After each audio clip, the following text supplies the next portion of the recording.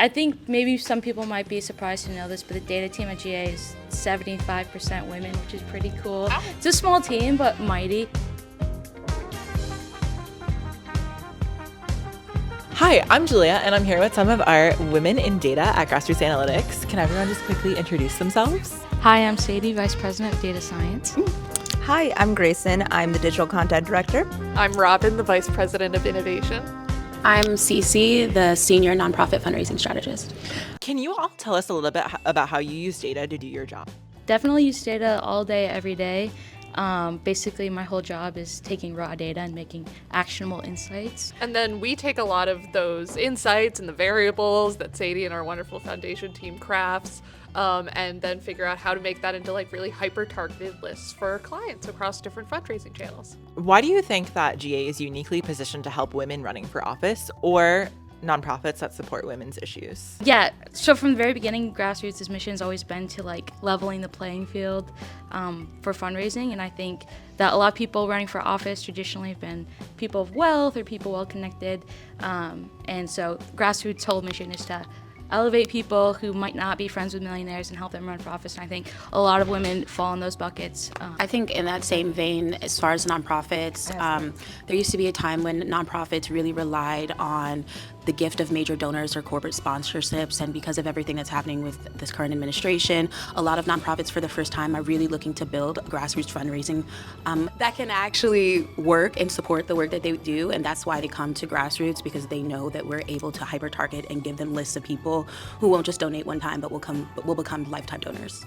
And I think a huge thing is women candidates are historically and if you look at the data even nowadays, have a much more difficult time fundraising because they don't have access to those same old boy donor networks. Right. So we're really able to help even out the playing field. And I think one of the great things we're able to do with GA data is we don't just say, oh, it's a woman candidate, let's find you female donors, but saying like, okay, like how do we find people who specifically don't have a history of donating to female candidates or female-led nonprofits, or nonprofits specifically in the women empowerment space.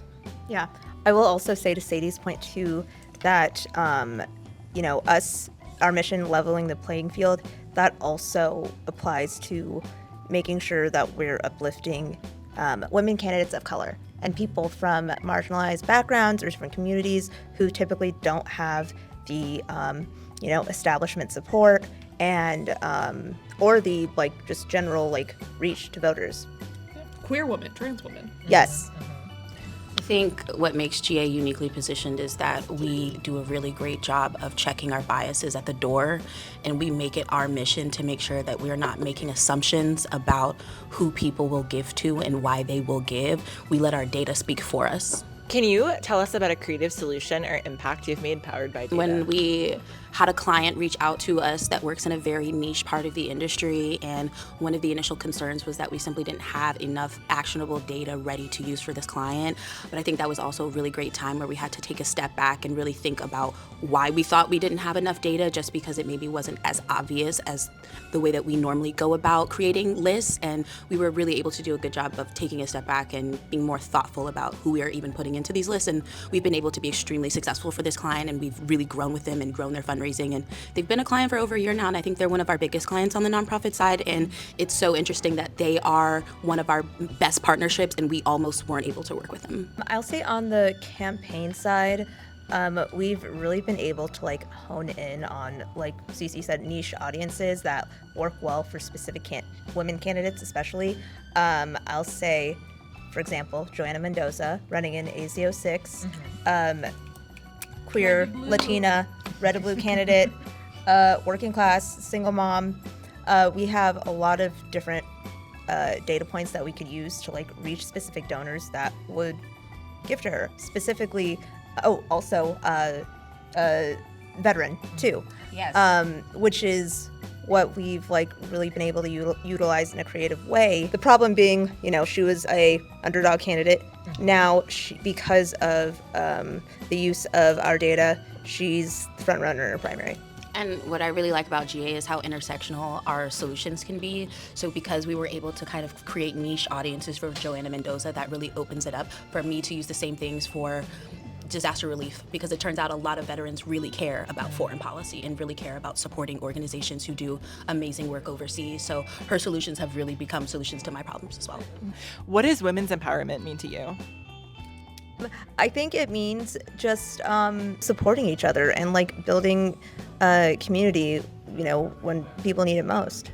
I think freedom of choice is a really big one there, not only just kind of in the like reproductive rights sense, but in like the freedom for women to be able to choose their own careers, to choose their own paths, to control their own body and lives. I think is really important and really key. And I love like at GA being able to be a part of that. Like right in the when Roe was overturned, we were able to do a ton of like free texts and sends for reproductive justice nonprofits and abortion funds, and that was something that was really important. Also means a lot to me to be able to work at a company that has so many women in positions of power. Our CEO is in a position of power.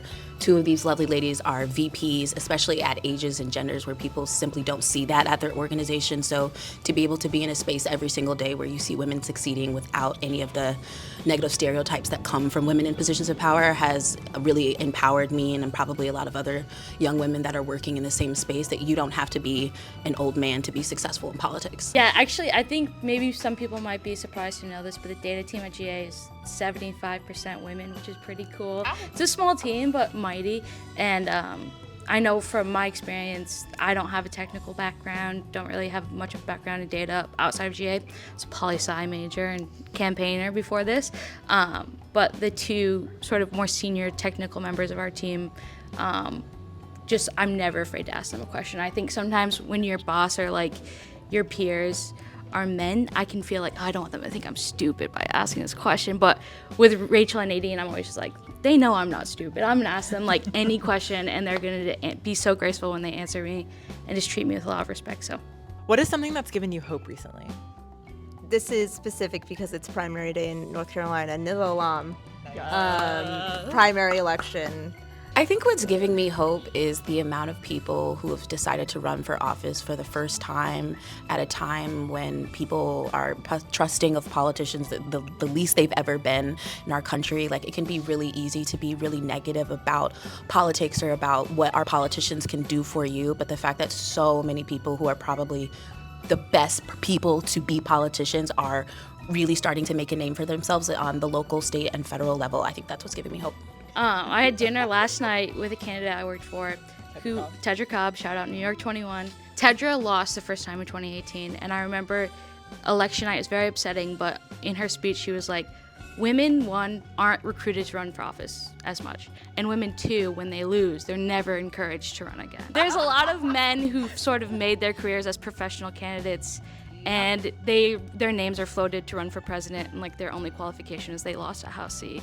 And I feel like women who, if you're a woman and you're running and you don't win, you just have to try again, okay? I think the last thing that is bringing me hope is the number of women who are running for office who couldn't have made it as far as they have without GA as support and backing them and making them see like, okay, there is really a viable path to victory here. Helping like, build their donor base as well. Yep. And even just showing them, yeah, it's possible. Yeah, there are a lot of people out here who are really excited about what you're doing, your mission, about your story as a female candidate, and we're able to connect them with those people. I also think that is what it looks like for progress to move the needle. It's often very slow and hard to watch, but like, I think there's so many candidates that we've started working with this cycle that probably would not have run for office if they hadn't seen the candidates who maybe ran and lost last cycle. But just the fact that they were willing to, go against the grain, take leave of absences from their job, put themselves in front of the public to be, scrutinized and vilified just to maybe have an opportunity to make their areas a better environment for people is what inspires more people to run. Thank you all so much.